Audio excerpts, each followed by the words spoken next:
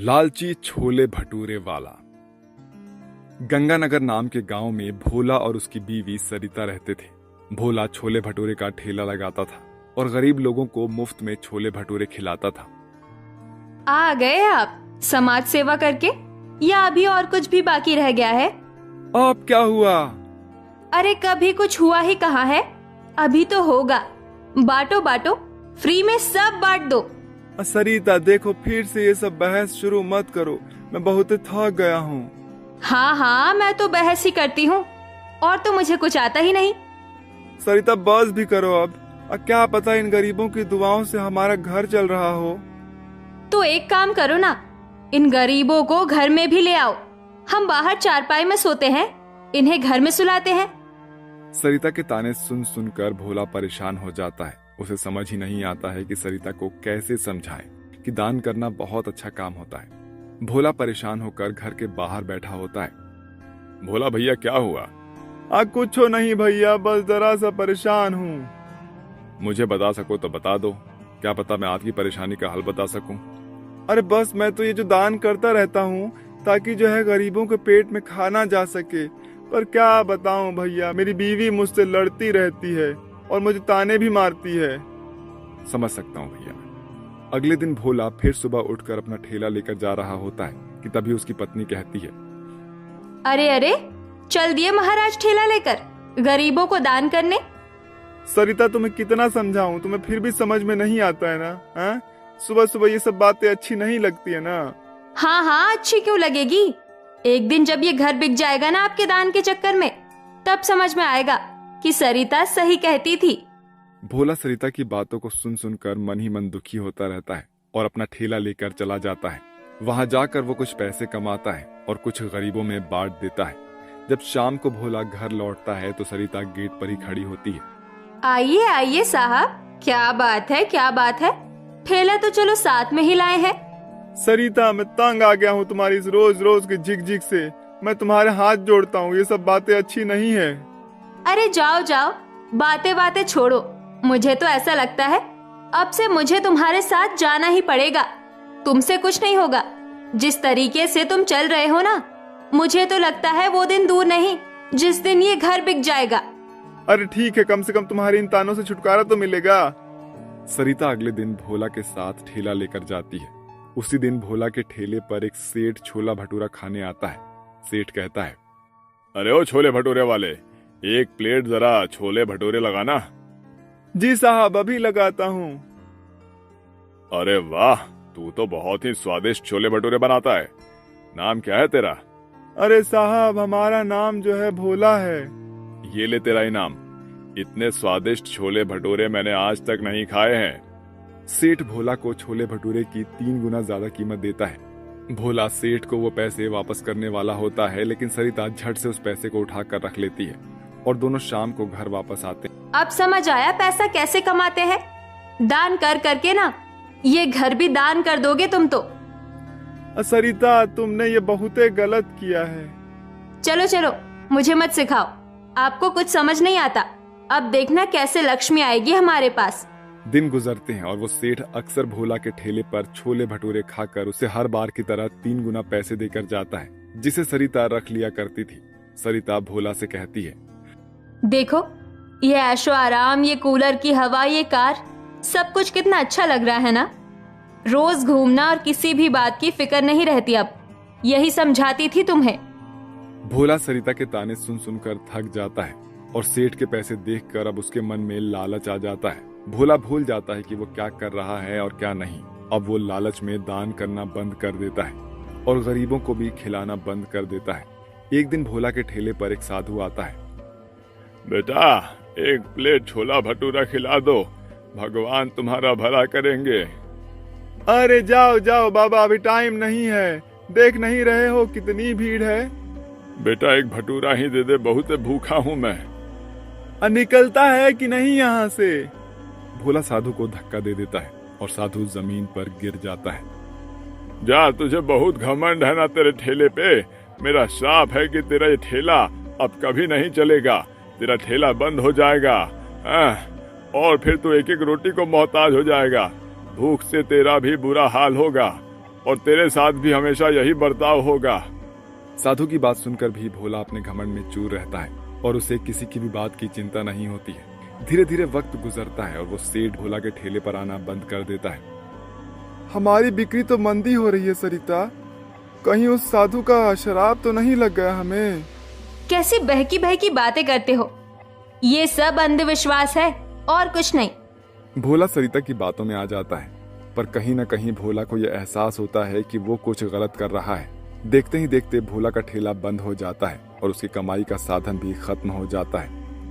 सरिता, मैंने कहा था ना कि मत करो ये सब, देखो आज क्या नतीजा मिला इसका। मुझे माफ कर दीजिए, मैं अंधी हो गई थी।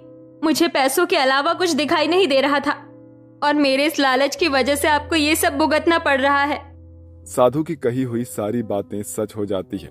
सरिता और भोला दोनों सड़क पर आ जाते हैं और उनके साथ भी बिल्कुल वैसा ही बर्ताव किया जाता है जैसा उन्होंने साधु के साथ किया था। भोला को एहसास हो जाता है कि ये क्यों हुआ है। सरिता, हमें कैसे भी करके उन साधु को ढूंढना ही होगा।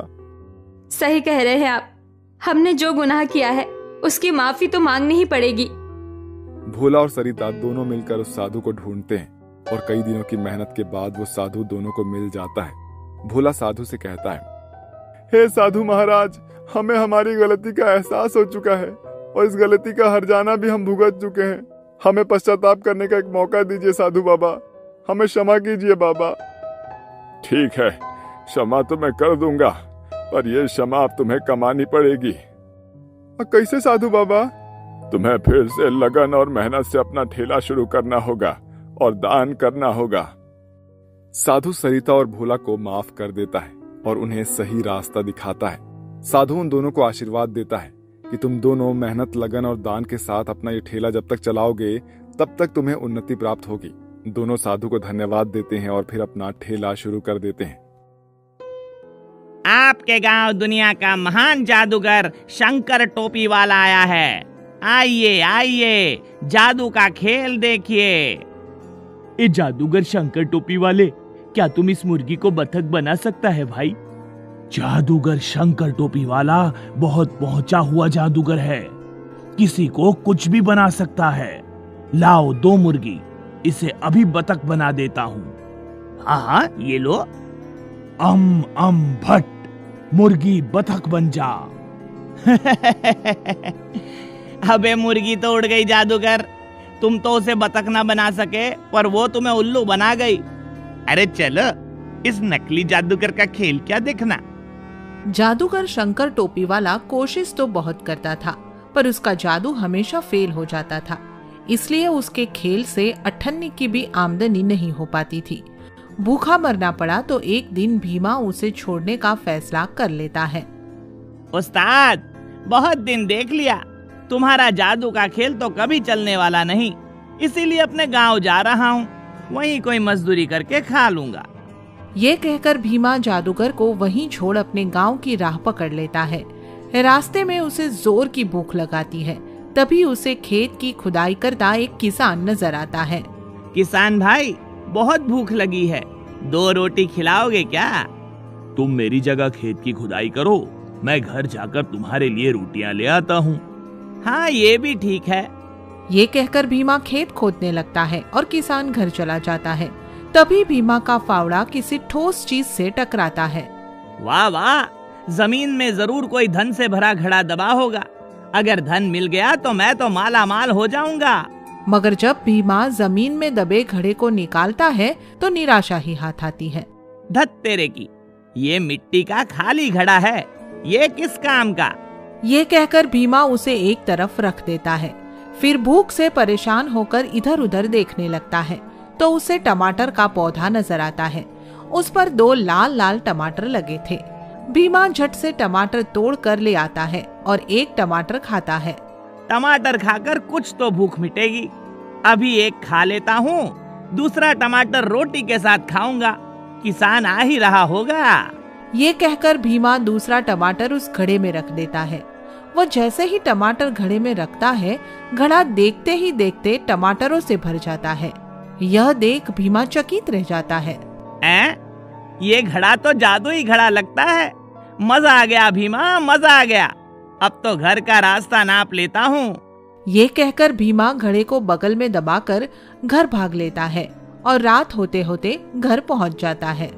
लाली, ओ लाली, जल्दी से दरवाजा खोल। आ गए आप?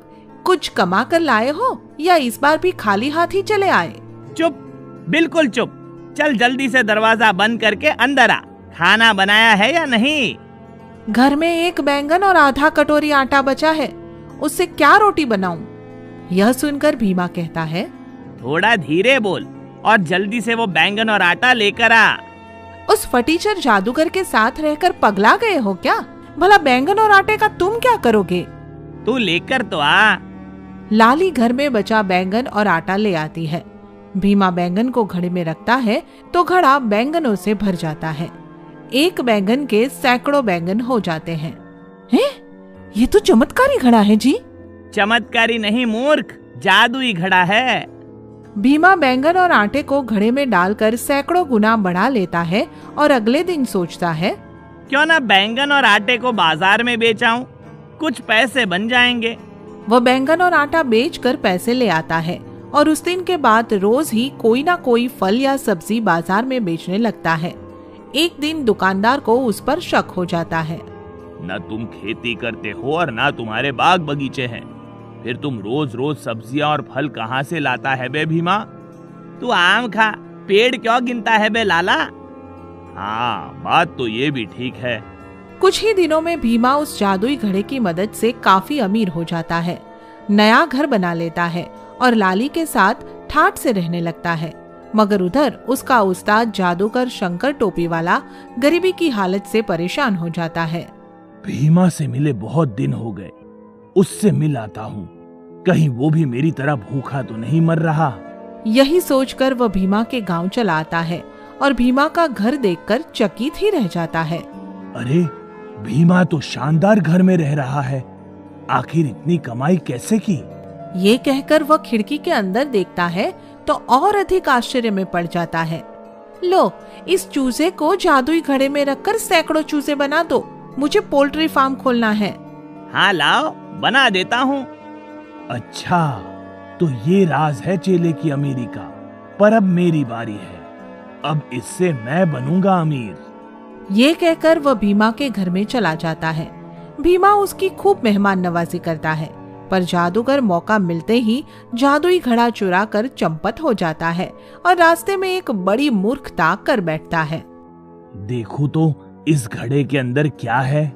ये कहकर जादूगर घड़े के अंदर झांकता है और तभी घड़े से एक के बाद एक सैकड़ों जादूगर बाहर आते हैं। तभी वहाँ लाठी लेकर भीमा भी पहुँच जाता है। तुम सब में असली जादूगर कौन सा है? मैं हूँ असली जादूगर। नहीं, मैं हूँ असली जादूगर। उनको आपस में लड़ते देख भीमा जादुई घड़ा उठाकर अपने घर की तरफ भाग लेता है और जादूगर को हमेशा के लिए भूल जाता है।